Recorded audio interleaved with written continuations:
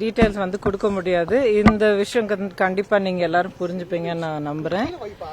ஒரு ரொம்ப முக்கியமான ஒரு வழக்கு விஷயமா இங்க வந்திருக்கேன். அண்ட் என்ன எக்ஸ்பிளனேஷன் கொடுக்கணுமோ, என்ன டீட்டெயில்ஸ் கொடுக்கணுமோ அது சம்பந்தமா நான் வந்திருக்கேன். அவ்வளவுதாங்க.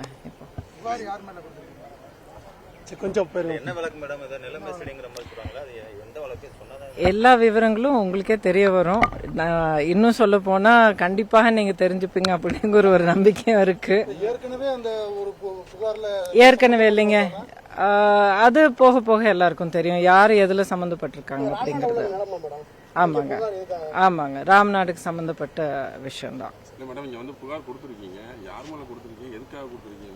அதுதான் சொல்றேன். இந்த ஸ்டேஜ்ல அந்த விவரங்கள் எல்லாம் நான் சொல்றது சரியாக இருக்காது. போக போக எல்லா விவரங்களும் உங்களுக்கு தெரியும்.